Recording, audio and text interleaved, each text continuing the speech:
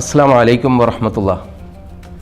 പ്രിയപ്പെട്ട പ്രേക്ഷകർക്കെല്ലാം ഖുർആൻ സദ്വചനത്തിലേക്ക് ഹൃദയം നിറഞ്ഞ സ്വാഗതം. വിശുദ്ധ ഖുർആനിൻ്റെ മഹത്തായ പരിശുദ്ധമായ പവിത്രമായ വചനങ്ങളാണ് നമ്മൾ കഴിഞ്ഞ എപ്പിസോഡുകളിൽ ചർച്ച ചെയ്തുകൊണ്ടിരുന്നത്. ആയത്തുൽ കുർസിയുടെ പ്രത്യേകത നമ്മൾ മനസ്സിലാക്കി, അതിൻ്റെ ആശയങ്ങൾ ഗ്രഹിക്കാൻ ശ്രമിച്ചു. ഇന്ന് നമ്മൾ സൂറ ബഖറയിലെ 177 വചനം പഠിക്കാൻ ശ്രമിക്കുന്നു. നമുക്ക് ആ വചനത്തിലേക്ക് പ്രവേശിക്കാം. ബിസ്മില്ലാഹിർ റഹ്മാനിർ റഹീം. ليس البر أن تولوا وجوهكم قبل المشرق والمغرب ولكن البر من آمن بالله واليوم الآخر والملائكة والكتاب والنبيين وآتى المال على حبه ذوي القربى واليتامى والمساكين وابن السبيل والسائلين وفي الرقاب وأقام الصلاة وآتى الزكاة والموفون بأحدهم إذا عاهدوا والصابرين في البأساء والضراء وحين البأس أولئك الذين صدقوا وأولئك هم المتقون. صدق الله العلي العظيم. 177 വചനത്തിൽ ചർച്ച ചെയ്യുന്ന വിഷയം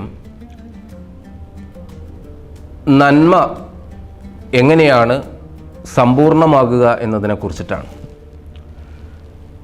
കേവലമായ നന്മ നമ്മൾ മനസ്സിലാക്കുന്ന ബാഹ്യ പ്രകടനങ്ങൾക്കപ്പുറം ഒരു വിശ്വാസിയിൽ, ഒരു വ്യക്തിയിൽ എങ്ങനെയൊക്കെ സന്നിവേശിക്കപ്പെടണമെന്നാണ് ഈ ആയത്ത് ചർച്ച ചെയ്യുന്നത്, ഈ ആയത്തിലൂടെ ആഹ്വാനം ചെയ്യുന്നത്.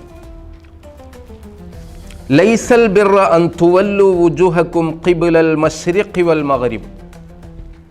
ഈ നന്മ എന്ന് പറയുന്നത് കേവലം പടിഞ്ഞാറോട്ടോ കിഴക്കോട്ടോ നിങ്ങൾ മുഖം തിരിച്ച് പ്രാർത്ഥിക്കുന്നതിൽ മാത്രമല്ല. അതാണ് നന്മ എന്ന് നിങ്ങൾ ധരിച്ചേക്കരുത്. അങ്ങനെ നിസ്കാരത്തഴമ്പോടെ നിരന്തരമായി നിസ്കരിക്കുന്ന ഒരു വിശ്വാസിയായി, ഭക്തനായി ചമഞ്ഞതുകൊണ്ട് നിങ്ങളുടെ നന്മ പൂർത്തിയാകുകയില്ല. എന്നാലോ നന്മ എന്താണ് യഥാർത്ഥത്തിൽ? വലാകിന്നൽ ബിർറ, നന്മ മൻ ആമന ബില്ല, അത് അകം പൊള്ളയായിട്ട് പുറമേ ഒരു ഒഴുക്കിനനുസരിച്ച് ഒഴുകുന്ന രീതിയിലുള്ള പ്രഹസനങ്ങളല്ല. ദൈവത്തിൽ സമ്പൂർണ്ണമായി വിശ്വസിക്കണം. ഒരു വാഹകനാകരുത്, സന്ദേശവാദിയാവരുത്. അതായത് ദൈവം ചിലപ്പോൾ ഉണ്ടാവാം, ചിലപ്പോൾ ഇല്ലാതിരിക്കാം. അപ്പോൾ പൂർണ്ണമായ വിശ്വാസത്തിലേക്ക് അവൻ പ്രവേശിച്ചിട്ടില്ല. അവൻ എപ്പോഴും ഒരു കൺഫ്യൂഷനാണ്. അപ്പോൾ അതുകൊണ്ട് തന്നെ ബൈനഹുമ എന്ന് പറയാം അറബിയിൽ, രണ്ടിൻ്റെ ഇടയിൽ ചില കാര്യങ്ങൾ ചിലപ്പോൾ ഉണ്ടാവാം, ഇല്ലാതിരിക്കാം. അപ്പോൾ പൂർണ്ണമായി ദൃഢമായി വിശ്വസിക്കുമ്പോഴാണ് അവൻ്റെ വിശ്വാസം പൂർത്തിയാകുക. ദൈവത്തിൽ മാത്രമല്ല, വൽയൗമിൽ ആഖിർ, ഈ ലോകം അവസാനിക്കുമെന്നും ഇവിടെ പ്രവർത്തിച്ച നന്മ തിന്മകൾക്കനുസരണമായി പൂർണ്ണമായി നീതി നടപ്പിലാക്കുന്ന ഒരു പരലോകമുണ്ടെന്നും പൂർണ്ണമായി അവൻ വിശ്വസിക്കുമ്പോഴാണ് നന്മയിലേക്ക് അവൻ പ്രവേശിക്കുന്നത്. തീർന്നില്ല, വൽ മലായിക, പ്രവാചകന്മാരുടെയും ദൈവത്തിൻ്റെയും ഇടയിലുള്ള സന്ദേശവാഹകരായി മാലാഖമാർ, മലക്കുകളുണ്ടെന്നും അവൻ വിശ്വസിച്ചു കൊള്ളണം. വൽ കിതാബ്, വേദങ്ങളിൽ അവൻ വിശ്വസിക്കണം. ദൈവികമായ ഗ്രന്ഥങ്ങൾ ദൈവികമാണെന്നവൻ വിശ്വസിക്കണം. പോരാ, വൻ നബിയീൻ, പ്രവാചകന്മാർ. വിശുദ്ധ ഖുർആൻ എന്നെ സൂചിപ്പിക്കുന്നത് ലോകത്തിൻ്റെ വിവിധ ഗോത്രങ്ങളിൽ, വിവിധ വിഭാഗങ്ങളിൽ, രാജ്യങ്ങളിൽ, പ്രദേശങ്ങളിലൊക്കെ സത്യത്തിൻ്റെ സന്ദേശവുമായി പ്രവാചകന്മാർ വന്നിട്ടുണ്ട്.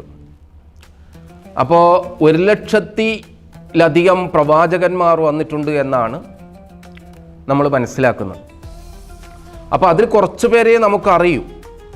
അപ്പോൾ അറിയാതെ പോയ ഒരുപാട് പ്രവാചകന്മാർ സത്യസന്ദേശത്തിന്, സന്മാർഗത്തിന് വഴികാട്ടിയായി ലോകത്ത് മനുഷ്യന് വേണ്ടി അവതരിച്ചിട്ടുണ്ട് എന്ന് വിശ്വസിച്ചിരിക്കണം ഒരു വിശ്വാസി. അതിനുശേഷം വിശ്വാസത്തിൻ്റെ കാര്യങ്ങൾക്ക് ശേഷം പിന്നെ പ്രവൃത്തിയിലേക്ക് വരികയാണ്. മാത്രമല്ല നന്മ, വആത്തൽ മാല അലാ ഹുബ്ബിഹി ദവിൽ ഖുർബ. വആത്തൽ മാല അലാ ഹുബ്ബിഹി, ഇത് വളരെ ശ്രദ്ധേയമായൊരു പരാമർശമാണ്, വളരെ പ്രസക്തമാണിത്. വആത്തൽ മാല അലാ ഹുബ്ബിഹി, അവൻ ഏറ്റവും ഇഷ്ടപ്പെടുന്ന അവൻ്റെ സമ്പാദ്യം, അവൻ്റെ പ്രിയപ്പെട്ട വസ്തു സംഭാവന ചെയ്യണം, ദാനം ചെയ്യണം എന്നാണ് പറയുന്നത്. വിശുദ്ധ ഖുർആൻ്റെ മറ്റൊരു ഭാഗത്ത് പറയുന്നുണ്ട്, ലൻ തനാലുൽ ബിർറ ഹത്താ തുൻഫിഖു മിമ്മാ തുഹിബ്ബു. നിങ്ങൾ ഏറ്റവും ഇഷ്ടപ്പെടുന്ന ഒരു സാധനം നിങ്ങൾ ദൈവമാർഗത്തിലേക്ക് ദാനം നൽകുമ്പോൾ മാത്രമാണ് നിങ്ങളെ നന്മ പൂർത്തിയാകുക. നമുക്കൊക്കെ അറിയാം, പലപ്പോഴും വളരെ മോശമായ ഒരുപാട് പഴകിയ ഡ്രസ്സുകൾ, സാധന സാമഗ്രികളൊക്കെ പലർക്കും വിതരണം ചെയ്യുന്നത് നമുക്കറിയാവുന്ന കാര്യമാണ്. അഭയാർത്ഥികൾക്ക്, വെള്ളപ്പൊക്കത്തിൽ കഷ്ടപ്പെട്ടു പോയവർക്ക് നമ്മുടെ പഴയ ഡ്രസ്സ് വിതരണം ചെയ്യാമെന്നൊക്കെ പറഞ്ഞിട്ട് 5 വർഷമായി ഉപേക്ഷിച്ച സാധനം കൊടുക്കുന്നതിന് പകരം നമ്മളൊരു പുത്തൻ ഡ്രസ്സ് എടുക്കുന്നത് പോലെ എടുത്ത് നമ്മൾ ദാനം ചെയ്യുമ്പോഴാണ് അതിന് പ്രത്യേകത ഉണ്ടാകും. അത് എവിടെ?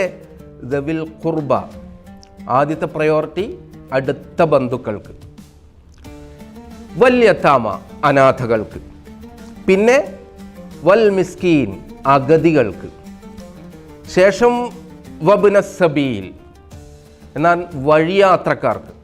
അഭയാർത്ഥികളുണ്ടാവാം, പല രാജ്യങ്ങളിലേക്ക് പോകാൻ, നാടുകളിലേക്ക് പോകാൻ കഷ്ടപ്പെടുന്നവർ, പല പ്രതിബന്ധങ്ങൾ കൊണ്ട് പോവാനാവാതെ വഴിമുട്ടി നിൽക്കുന്നവർ, ജീവിതത്തിൽ വഴിമുട്ടി നിൽക്കുന്നവർ.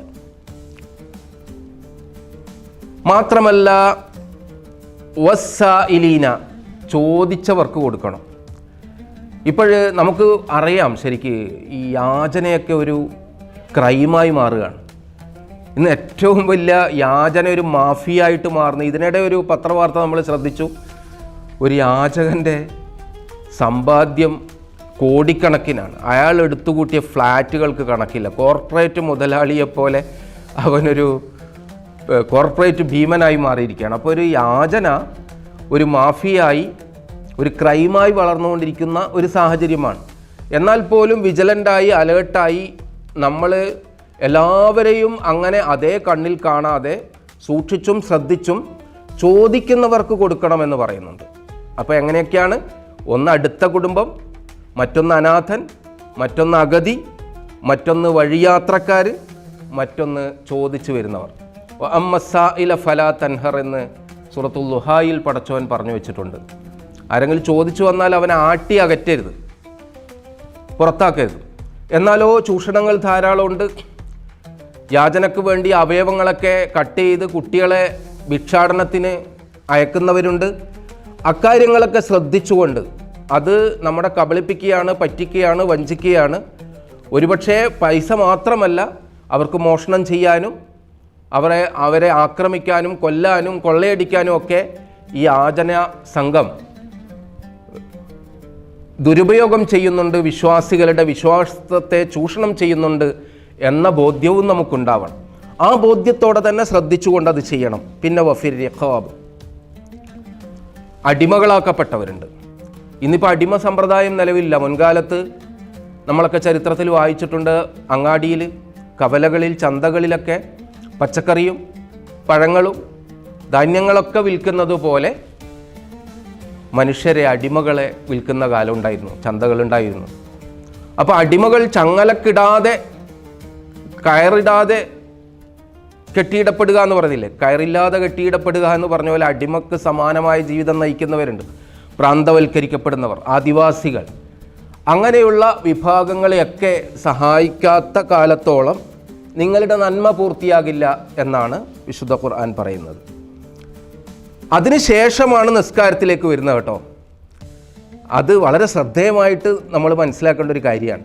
ഇങ്ങനെ മാനുഷികമായിട്ടുള്ള പരിഗണനയും സഹാനുഭൂതിയും സഹവർത്തിത്വവും കാരുണ്യവും ഒക്കെ കഴിഞ്ഞതിന് ശേഷമാണ് അഖാമസ്വല, നിസ്കാരത്തെ നിലനിർത്തുക തന്നെ വേണം. അപ്പം നിസ്കാരത്തെ എന്ന് പറഞ്ഞാൽ നാടൻ ഭാഷയിൽ തോന്നുമസല്ലി എന്ന് പറയും. തോന്നുമ്പോഴങ്ങ് നിസ്കരിക്കുക, അങ്ങനെയല്ല. അതിനൊരു കൺസിസ്റ്റൻസി വേണം, നിരന്തരം ഫോളോ അപ്പ് വേണം. എപ്പോഴെങ്കിലും പോയി ഒരു വെള്ളിയാഴ്ച കുമ്പിടുക, അല്ലെങ്കിൽ റമദാൻ മാസം മാത്രം പ്രാർത്ഥിക്കുക, അങ്ങനെ ഉണ്ടല്ലോ. ഈ റമദാനിൽ മാത്രം നിസ്കരിക്കാനും നന്മ ചെയ്യാനും പടച്ചവൻ പറഞ്ഞിട്ടില്ല. സാധാരണ ചെയ്യുന്നതിൽ കുറച്ച് അധികം ചെയ്യണമെന്നാണ് പറഞ്ഞിട്ടുള്ളത്. ഈ അന്ത്യനാളിൻ്റെ ലക്ഷണമായിട്ട് പ്രവാചകൻ പറയുന്നൊരു കാര്യമുണ്ട്, വലാ യഅ്ബുദൂന അല്ലാഹ ഇല്ലാ ഫീ ശഹ്ർ റമദാൻ. റമദാൻ മാസം അല്ലാതെ അവർ പ്രാർത്ഥിക്കുകയില്ല എന്നുള്ളത്. അപ്പോൾ ഒരു ദീനീ നിഷ്ഠയും ഇല്ല, ഭക്തിയും ഇല്ല, പ്രാർത്ഥനകളും ഇല്ല. പക്ഷെ റമദാൻ മാസം മാത്രം വന്നാൽ പള്ളിയിലേക്ക് സജീവമാകുന്ന പ്രവണതയുണ്ട്. അപ്പം അങ്ങനെയല്ല. അഖാമസ്സല വ ആത സക്ക, നേരത്തെയൊക്കെ നമ്മുടെ ഔദാര്യത്തോടെ ഐച്ഛികമായിട്ടുള്ള ദാനത്തെ പറ്റിയാണ് പറഞ്ഞത്. പക്ഷെ സക്കാത്ത് എന്ന് പറഞ്ഞാൽ നിർബന്ധമായിട്ട് കൊടുക്കേണ്ട കാര്യങ്ങൾ ചെയ്തിട്ടില്ലെങ്കിൽ അവൻ വിശ്വാസിയാകുകയില്ല. പോരാ, വളരെ പ്രധാനപ്പെട്ട മറ്റൊരു കാര്യം കൂടി പറയുന്നു, വൽ മൂഫൂന ബി അഹദിഹിം ഇദാ അഹദു. ഒരു വാഗ്ദത്തം കരാറിൽ ഏർപ്പെട്ടാൽ അത് ലംഘിക്കുകയും ചെയ്യരുത്. നമുക്കൊരാളോട് ഒരു കാര്യം കമ്മിറ്റ് ചെയ്താൽ, വാഗ്ദത്തം ചെയ്താൽ അത് പാലിക്കുക തന്നെ വേണം.